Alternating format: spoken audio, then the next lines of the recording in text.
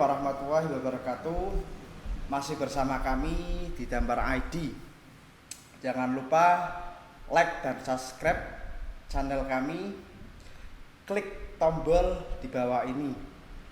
Nah, dalam episode kali ini kita akan membahas tentang tips dan trik agar anak itu betah di pondok dan nyaman. Nah, buat para wali santri ataupun orang tua yang masih bingung, kadang orang tua itu berpikiran, nah ini yang mempunyai anak, kadang anaknya nakal di rumah tapi bingung untuk memondokkan anaknya ataupun bingung dalam memilih pesantren. Nah, kali ini di episode kali ini kita akan menerangkan ataupun membahas tentang tips dan trik agar anaknya itu betah di pondok. Nah, dan saya di sini tidak sendirian. Saya di sini ditemani oleh beliau Ustadz Muhammad Syauqi. Beliau adalah salah satu alumni Lirboyo tahun 2015 dan beliau juga pernah berkhidmah di pondok pesantren Darus Saadah.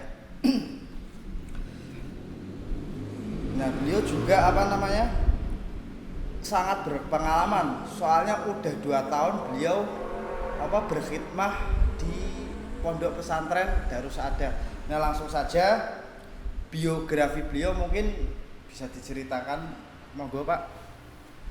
Iya, assalamualaikum warahmatullahi wabarakatuh. Waalaikumsalam warahmatullahi wabarakatuh. Untuk sekedar biografi dari saya sendiri, untuk jenjang saya ngabdi di Pondok Darus Saadah itu tahun-tahun pertama juga untuk Darus Saadah itu pas babat, berawal dari nol. Jadi di situ masih berantakan atau peraturan seperti apa. Itu untuk saya masuk di situ benar-benar ekstra dalam segi apapun, karena belum tertata konsepnya seperti apa, itu belum tertata. Lah, untuk biografi saya sendiri, saya lulusan untuk sekolah umum SMP, mondok ke Lirboyo, masuk 2009, selesai di tahun 2018, mulai mengabdi di Darsa langsung masuk di Darsa, terus di situ sampai akhirnya ke fase ada corona. Pas itu saya pulang. Oh, itu pas zaman corona berarti ya? Iya, saya pulang, terus pas itu lockdown, udah pamit boyo sekali. Itu kalau di Darsa itu kalau pas waktu corona itu peraturan dan ketertibannya gimana Pak? Coba pas waktu corona ada lockdown gitu, apa santrinya harus mematuhi protokol yang sesuai dari pemerintah atau gimana itu? Untuk konsep di Darsa dulu langsung beliau sebelum adanya lockdown di tempat-tempat daerah-daerah kota besar, itu anak-anak langsung dibawa pulang semua. Dianjurkan untuk dibawa pulang semua, karena di pondok itu dikhawatirkan, namanya juga anak-anak, orang tua akan sangat khawatir tentunya, karena anak mereka anak kesayangan mereka juga. Kecuali untuk daerah-daerah yang jauh untuk luar Jawa, itu karena dulu pas aku di situ, saya sendiri di sana bareng sama anak yang rumahnya Bangka Belitung. Memang dia udah naon juga ndak pernah pulang. Dari pertama kali mondok, dia mondok dari kelas berapa saya lupa, tapi tidak pernah pulang sama sekali. Makanya di situ beliau dari Bu Nyai sama Pak Yai sendiri langsung ketika ada kabar corona, sebelum adanya lockdown, anak-anak sudah dipulangkan sama pengurus. Di briefing dulu untuk cara pemulangannya seperti apa. Bahkan di situ ketika menurunkan anak itu tanpa adanya salaman sama orang, dikhawatirkan nanti adanya penularan untuk corona. Nah, ini Pak, ini kan temanya tik dan trip. Iya. Agar anak itu betah ataupun nyaman di pondok. Kadang kan anak itu tipikal ataupun pemikirannya itu kan berbeda-beda. Ada yang manja, ada yang udah mandiri, ada yang udah pemikirannya dewasa, kadang sudah dewasa tapi pikirannya masih anak kecil, kan berbeda-beda. Nah, di episode kali ini biar apa namanya wali santri itu tahu, ataupun orang tua yang tidak memondokkan anak pun tahu cara mendidik anak yang benar dan baik itu gimana gitu. Oh, iya, iya. Kita langsung mulai aja ya dari pertanyaan pertama.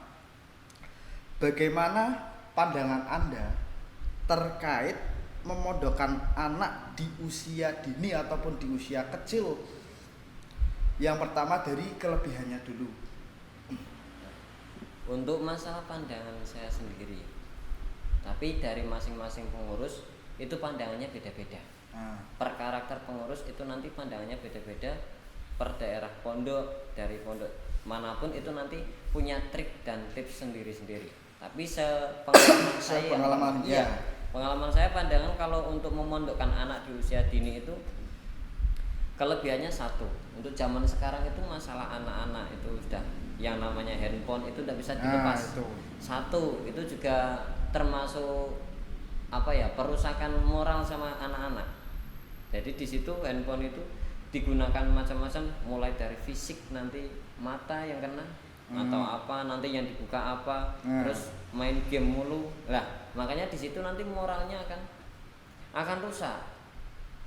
Dikenalkan dengan game-game online atau game apapun, dia itu lebih cepat nyantol anak-anak, lebih suka dengan itu. Nah, makanya untuk kelebihannya kita memondokkan anak itu sangat bagus karena untuk masalah sosial anak-anak itu cepat banget. Sosial anak-anak itu sangat cepat banget. Oh, temannya seperti ini, dia harus ikut. Misal contoh kecilnya aja, ada temannya yang beli balon, saya ingin beli balon. Nah, itu untuk sosialnya. Bahkan namanya anak-anak itu belum bisa untuk membedakan antara yang baik dan yang buruk. Jadi dia pasti ditiru terus untuk tingkah laku temannya itu seperti apa. Nah, itu kelebihannya kita memang harus menempatkan di pondok itu sudah sangat tepat. Nah, gini loh Pak, kadang orang tua itu berpikiran seperti ini. Ini lebih baik dipondokkan dari sejak kecil ataupun dipondokkan dari mulai seperti SD, SMP atau hampir kalau sudah lulus SMA gitu. Lebih baiknya itu dipondokkan lebih dini atau nunggu agak setengah dewasa semisal SMP gitu. Itu lebih baik yang mana? Kalau dilihat untuk masa sekarang ya, masa modern sekarang itu, kalau lihat untuk anak-anak tepatnya itu secepat mungkin sebelum kita terlambat untuk memondokkan anak. Karena untuk fase anak-anak itu memang benar-benar yang dia tangkap untuk kehidupan selanjutnya. Lah, dikhawatirkan kalau nunggu malah anak itu sudah tercetak dengan kehidupannya sendiri. Makanya untuk memondokkan anak dari sedini mungkin itu sudah bagus banget. Lebih baik seperti itu. Tapi kadang ada orang tua yang kurang tega gitu. Biasanya problem termasuk problem. Karena mungkin dia masih kecil juga, nanti takutnya gimana-mana. Padahal di pondok itu yang pastinya mengaji. Untuk positifnya itu lebih banyak. Memang positif semua, kalau di pondok itu positif semua untuk anak-anak. Nah, kalau kekurangannya sendiri Pak, coba kekurangan dari memondokkan anak dari usia dini itu apa? Tadi kan kelebihannya sudah sampai jelaskan. Nah, sekarang dari kekurangannya. Untuk masalah kekurangan sendiri, kalau menurut saya pribadi, kurangnya dia terlalu dini. Terlalu dini itu nanti untuk mencetaknya itu susah banget. Mencetak dalam karakter dia, mulai dari adab dia belum ada. Bener-bener mulai dari nol mencetak orang itu belum bisa membedakan yang terlalu bagus untuk ditemani yang seperti apa. Dia itu masih kadang teman-temannya diambil semua. Iya. Pokoknya dia nyaman diambil, walaupun itu kadang salah aslinya kalau temannya seperti itu. Nah, itu kekurangannya itu kalau dia dipondokkan dari kecil itu mencetaknya itu lebih susah banget. Itu termasuk kekurangannya. Kekhawatiran orang tua itu lebih banyak. Tapi kalau melihat kelebihannya, memang di situ kekurangannya akan tertutupi. Aslinya bukan termasuk kekurangan juga sih. Yeah. Bukan termasuk kekurangan. Memang seperti itu. Jadi kelebihan semua tertutup dengan itu. Nah, tapi kan di era modern ini ya Pak ya, di era modern ini anak itu yang biasa berkarakter manja, itu apakah sepengalaman Anda itu lebih sulit mana mendidik anak yang sudah terbiasa manja dengan anak yang sudah apa namanya, yang ciwek lah sama cewek, katakan ciwek ataupun cengeng gitu, lebih sulit mana? Untuk karakter anak-anak itu kan beda-beda ya. Ya. Untuk anak-anak itu karakternya beda-beda. Ada yang manja lah, ada yang nakal lah, ada yang super aktif, ada yang pendiam. Itu karakternya beda-beda. Ya. Tapi paling sulit itu yang susah untuk dimengerti anak itu. Susah dimengerti itu contohnya. Dalam artian itu dia itu maunya gini tapi tidak bilang, maunya gini tapi tidak bilang. Karakternya seperti itu. Kalau untuk anak yang manja, biasanya dia keinginannya itu biasanya diungkapkan. Iya, ngomong langsung gitu ya. Kalau yang susah itu, yang lebih susahnya lagi ketika ketemu sama anak yang hiperaktif. Hiperaktif itu, wah, itu mendidiknya harus benar-benar ekstra, nuntunnya itu harus benar-benar ekstra. Kita berjalan dengan dia, pendidikan untuk anak yang seperti itu susahnya bukan main. Lah pas pada waktu zaman Bapak di Darsa ataupun di Darusada itu santrinya masih berapa itu coba Pak? Untuk Darsa itu pertama kali itu sebelum saya sudah ada 1 tahun, itu fase 1 tahun, kira-kira 2 tahunan lah. 2 tahun sebelum saya itu cuma 4 mungkin, kalau tidak salah 4 atau berapa. Sebelum Anda itu iya. 4 anak? Iya. Putra terus, atau putri? Putra aja. Putra. Untuk putra aja. Karena saya untuk laki-laki khusus untuk iya. pegang yang berarti putra. Yang putri ada ya? Ada sendiri, untuk yang pengurus di putri ada sendiri. Terus untuk tahun selanjutnya itu kira-kira ada 10 lebih, kira-kira 18 atau 16-an. Berarti pas tahun Bapak berapa itu? Pas tahun saya masuk itu ada 2 pengurus yang masuk, kira-kira masuk sekitar 50 lebih. Masya Allah, pesat banget ya iya, perkembangannya ya. Sangat pesat. Karena di era itu memang anak-anak itu sudah mulai perubahan. Globalisasi modern itu banyak yang masuk. Juga minimnya untuk orang tua, mungkin biasanya ada saudara atau kakaknya yang mondok di Wirboyo juga, akhirnya itu kecantol. Ya, itu lebih susah, lebih mudahnya seperti itu kira-kiranya. Nah, kalau yang kedua ini ya, bagaimana cara mendidik atau mendampingi anak yang belum terbiasa hidup mandiri gitu. Apa-apa selalu gini itu bagaimana? Kan kadang anak itu tipikal ataupun karakternya itu kan berbeda-beda. Nah, seperti yang saya katakan tadi, ada yang sudah mandiri, ada yang kadang tubuhnya aja kelihatan besar tapi pikirannya masih kayak anak-anak. Nah, itu bagaimana sikap ataupun dalam Bapak menyikapi anak yang belum terbiasa dengan hidup mandiri? Oh iya, untuk ini karakter dari anak beda-beda ya. Untuk karakter anak itu beda-beda. Makanya di sini kita harus selalu menguji dalam artian benar-benar harus setiap hari, setiap jam, bahkan setiap menit itu anak benar-benar ditata. Dalam artian dia biasanya makan disuapin atau apa, itu sedikit demi sedikit dia harus belajar. Oh, ini nanti piringnya harus saya tempatkan di sana, ini tempatnya di sana. Itu harus selalu diingatkan. Berarti lebih cenderung ke mencontohkan ya Pak? Iya, untuk dicontohkan itu terus diarahkan, dicontohkan itu butuh, untuk anak-anak itu butuh. Paling utama itu juga dikasih contoh yang benar. Anak-anak itu karena untuk IQ-nya itu, daya tangkapnya itu teringat sampai nanti dewasanya.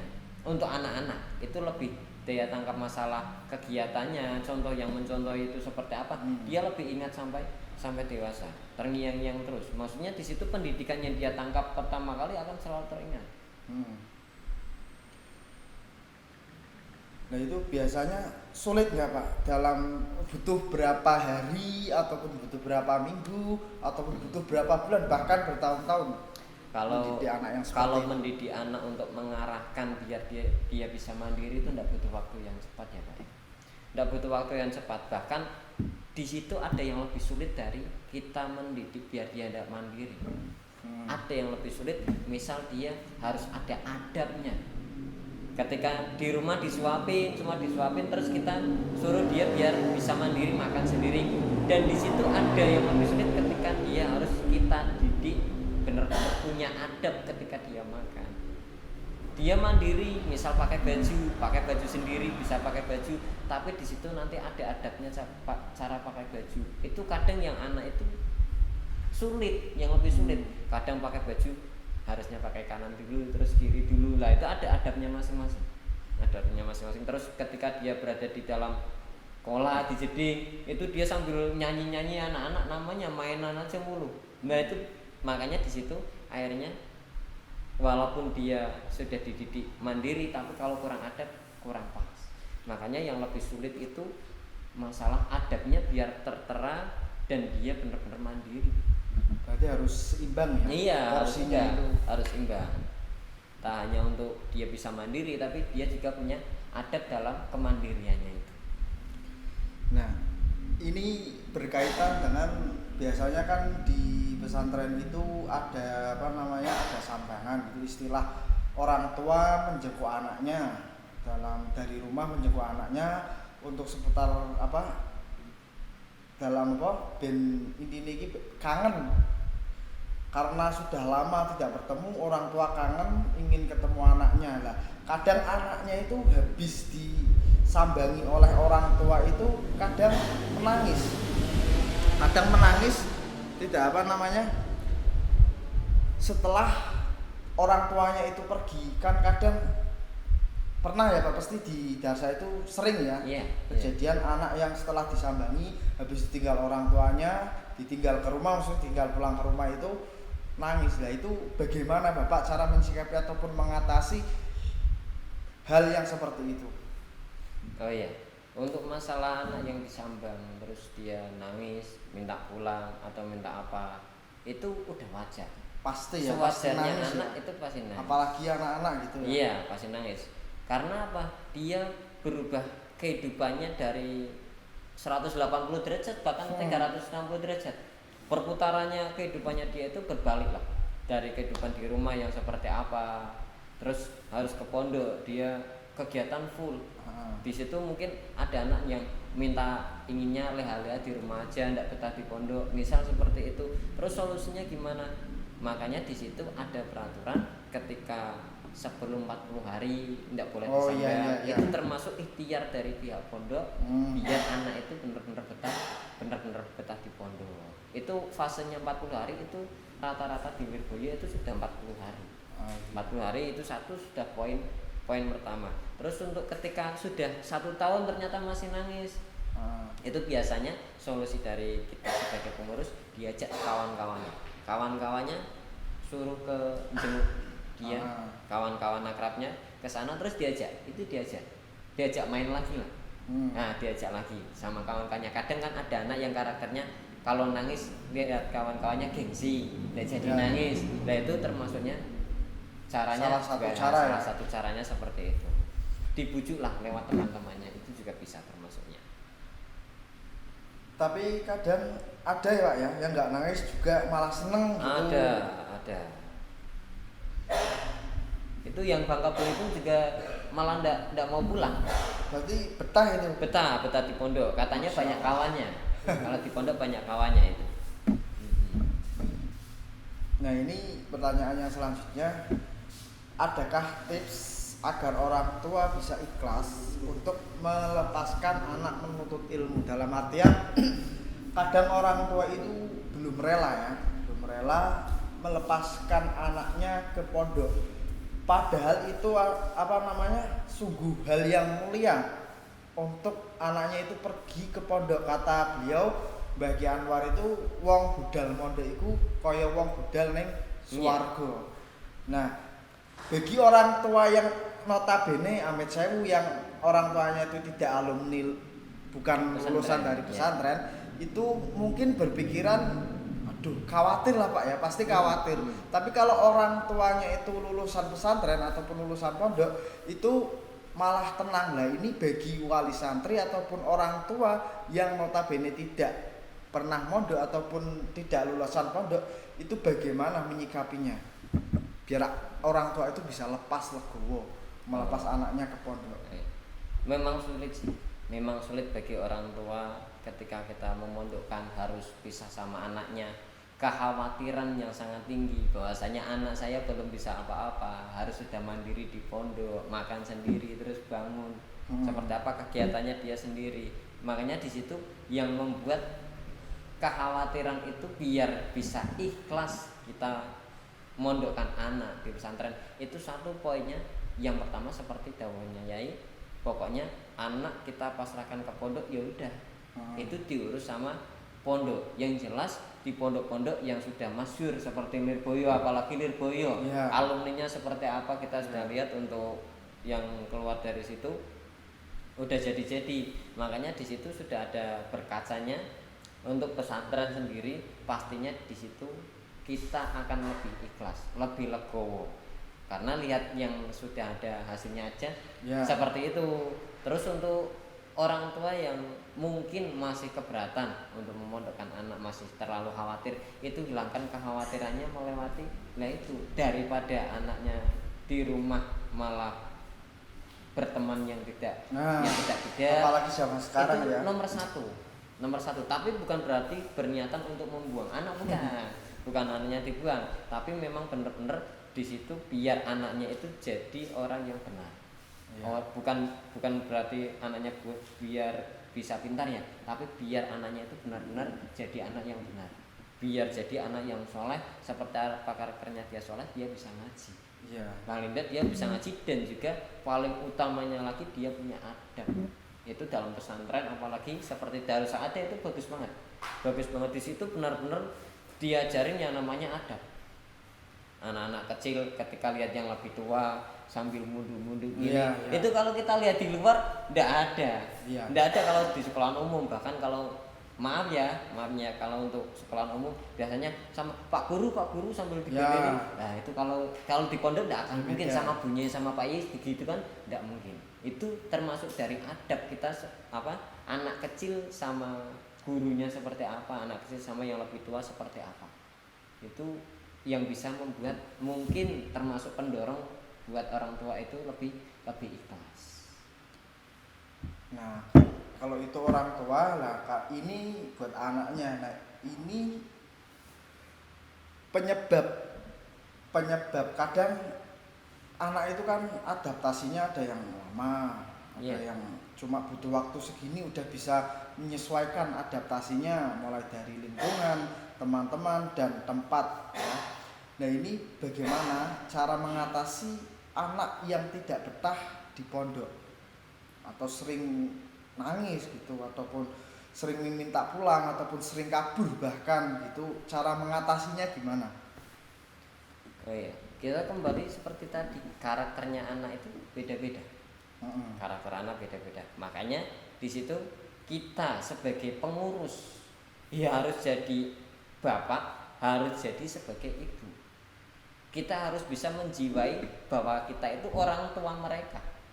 Kalau belum bisa sampai menjiwai, maka kita belum bisa untuk mengarahkan, itu akan sulit. Jadi kita memposisikan diri kita sebagai orang tua mereka, akhirnya kita tahu untuk yang dikehendaki dari dia. Makanya kalau di situ kita sudah tahu karakter seorang anak tersebut, karakternya dia suka bermain sama kawan-kawannya, berarti kita harus bagaimana caranya kalau dia tidak betah, selalu nangis.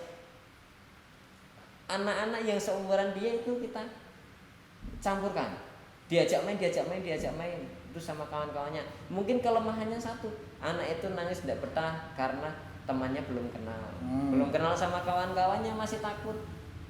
Namanya anak kecil, takut. Kita aja yang udah besar di pondok kan kadang nangis, takut temannya seperti apa, belum kenal lah, inilah itulah, takut diapakan lah. Kalau anak kecil itu lebih suka tiba-tiba langsung nangis saja. Rasa takutnya itu langsung nangis. Nah, makanya di situ kita harus tahu, dia ternyata nangis gara-gara takut. Dia nangis gara-gara misal tidak mau ditinggal orang tuanya, atau takut nanti di pondok gimana atau gimana. Kita harus tahu dia itu karakternya harus ada mainan, dia diajak cara bermain, belajar sambil sambil bermain itu bisa. Itu ada tips lagi, kalau dulu biasanya diajak jalan-jalan entah ke Indomaret sambil nunggu orang tuanya pulang. Orang tuanya pulang baru dibawa ke pondok. Setelah di pondok udah dia nggak tahu untuk jalan pulang. Itu karena untuk saat ini kita mengiblat lagi kepada pondok darsa ya. Untuk darsa karena sudah banyak sekali anaknya juga, makanya di situ kalau anak sudah masuk itu biasanya langsung betah. Karena apa? Banyak teman-temannya. Rame Pak ya? Iya rame, banyak kawan-kawannya satu angkatan. Bahkan di situ ketika masuk anak satu angkatan nangis semua, ya itu udah awal bareng semuanya itu. Tuh. Nah ini selanjutnya yang terakhir itu, adakah amalan-amalan ataupun wiridan buat orang tua untuk ataupun buat anaknya yang betah di pondok dan nyaman? Itu mungkin Bapak punya ijazah ataupun amalan-amalan apa mungkin buat para buat orang tua yang sedang menonton ini ataupun yang ada di rumah, itu mungkin amalan-amalannya apa Pak? Coba. Kalau untuk amalan-amalan buat orang tua itu bukan kelas saya ya. Bukan kelas saya ketika saya mengasihi sama penonton di sini, bukan kelas saya, kelasnya Mbah Yai. Cuma untuk trik dan triknya sama Bu Nyai pernah dikasih. Mungkin mungkin pernah. Kalau nanti ada orang tua yang seperti apa, nanti dijawab aja diginikan lah. Itu termasuknya ketika orang tua yang ingin anaknya betah, termasuknya kamakola nyambung lidah dari Mas Yayeh di Nirboyo itu biasanya ada yang caranya diberi Fatihah terus, ada yang di Fatihah setelah sholat, ada yang dibacakan Fatihah satu hari berapa kali, itu masing-masing. Antara ikatan batiniah orang tua sama anak itu pasti ada. Makanya di situ akan tambah ikhlas orang tuanya, dan juga anaknya yang di pondok itu juga akan betah, karena hubungan antara orang tua sama anak ketika dipondokkan itu yang kadang membuat anak tidak betah, orang tua kurang ikhlas. Jadi kalau kita misal sebagai orang tua dapat rezeki ternyata anaknya mondok, alhamdulillah lancar. Ya itu suatu keajaiban Pak. Iya, banyak sekali kejadian seperti itu, banyak sekali. Cuma kadang kalau ada orang yang kurang yakin, itu yang masih mamang itu yang bikin akhirnya masalah rezekinya jadi sorot, menyorot, malah turun. Kekurangan keyakinannya dia sendiri. Itu malah menjadi rezeki orang tua itu terhalang. Iya. Malah justru yang kita yakin kita pasrahkan kepada Yang Maha Kuasa itu yang bagus. Memang dari anjuran Yai, memang sudah banyak ya dulu seperti itu. Nah itu yang sering saya dengar itu kayak gitu. Nah itu kadang ada juga ya yang orang yang banyak harta, kadang anaknya di pondok malah gini, tapi yang malah kekurangan yang ekonominya pas-pasan, itu anaknya malah di pondok mempeng, seperti sregep ataupun rajin belajar ataupun rajin ngaji. Itu tanggapan Anda gimana? Ataukah itu perlu tirakat lagi orang tuanya, ataupun orang tuanya lebih sering harus mendoakan lagi? Untuk anak-anak itu tidak cuma anak-anak juga itu. Untuk orang-orang biasanya kadang yang lebih susah itu ketika orangnya itu di rumah banyak harta. Itu yang bikin anaknya kadang tidak betah di pondok, karena untuk masalah fasilitas di pondok kita dibatasi. Biasanya di rumah ada HP, biasanya di rumah ada HP, biasanya jalan-jalan pakai motor, biasanya diajak jalan-jalan pakai mobil. Entah yang punya mobil, yang punya motor. Anak karakter dia ingin selalu bebas. Nah makanya di situ ketika anaknya sudah dikurung dengan yang namanya keterbatasan, dikurung dengan peraturan di situ, itu yang lebih susah itu orang yang punya, karena dia akses di luar itu lebih menyenangkan daripada di dalam. Tapi bukan berarti untuk yang tidak punya juga tidak seperti itu, maksudnya lebih susah dia yang beruang, karena banyak juga untuk orang-orang yang kaya anaknya malah tidak mondok. Itu kan juga banyak yang tidak punya malah anaknya lulus di pondok, itu juga banyak. Malah sebaliknya Iya, ya. iya malah sebaliknya. Jadi untuk masalah faktor ekonomi itu bukan acuan anaknya itu bisa mondok terus bisa lulus, Bukan itu acuan bukan. ya. Nah, untuk anak-anak pun pondok anak-anak juga di situ seperti itu, Pak. Kalau anak-anak itu biasanya karakter di rumah biasa diladenin sama misal ada pembantu di rumah. Nah itu di pondok itu lebih susah lagi. Lebih susah lagi untuk mencetaknya, apalagi nanti ketika adabnya kita bisa dapat itu udah bagus banget. Adabnya udah dapat kita bagus banget, baru nanti untuk masalah pembelajarannya itu kan kita hanya bisa untuk usaha menyampaikan, bukan kita usaha untuk memintarkan bocah biar pintar, itu kan bukan.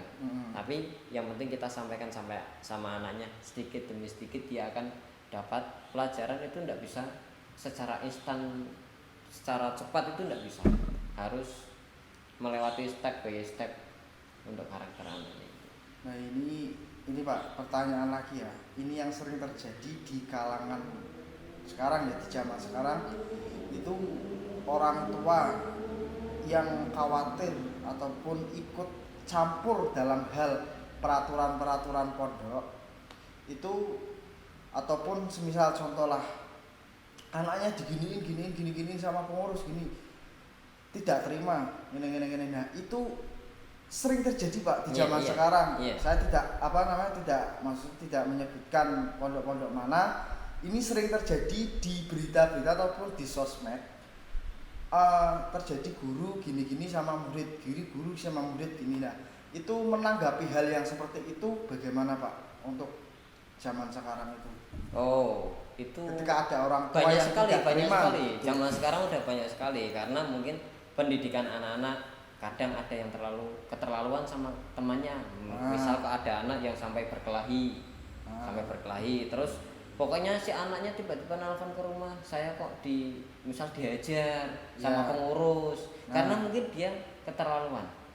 Peraturannya kok gini terlalu sulit. Lah makanya di situ yang namanya orang tua belum terlalu ikhlas kita memondokkan anaknya. Lah itu gimana itu tanggapan Bapak ketika ada wali santri ataupun orang tua yang gitu? Oh, untuk cara menanggapinya, masalah yang ada di pondok dengan yang di rumah itu, yang di pondok urusan pondok. Orang tua kata beliau itu, orang tua dia saat dia di pondok itu adalah pengurus sama bunyai, Pak Yai bunyai. Berarti aslinya itu harus pasrahkan saja atau karena orang tuanya posisi dia di pondok beliau, tapi kalau di rumah udah orang tuanya sendiri.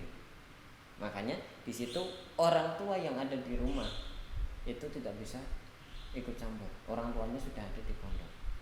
Itu bahkan beliau itu bunyai sama Pak Yai, kalau di pondok itu dia anak saya, terserah saya mendidik, pokoknya saya akan mencetak generasi biar dia itu jadi anak yang soleh.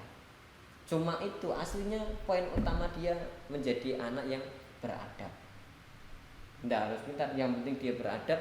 Syukur-syukur ada kelebihan dia juga pintar, punya bidang kelebihan dalam satu bidang yang dia tekuni, itu udah dapat bonus lah. Yang penting masalah adabnya dia dapat. Tuh, makanya beliau sering bilang kalau di pondok udah ini urusan saya, orang tuanya saya. Itu kalau bunyai nanggepi langsung seperti itu. Makanya dari pihak pengurus kalau ada yang protes seperti itu dari orang tua, biasanya kalau dulu itu bisa matur sama beliau. Matur sama beliau terus jawab manung ini.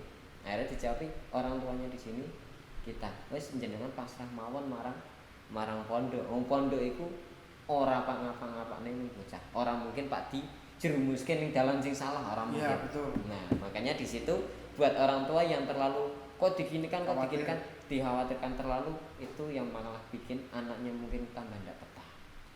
Itu step-stepnya harus runtut juga, untuk step-stepnya masalah keikhlasannya orang tua, terus anaknya bisa betah. Masalah peraturan di pondok yang mana ketika ada orang tua yang melanggar sedikit di peraturan di pondok, itu nanti yang masalah di berkah ilmu yang didapat sama anaknya itu.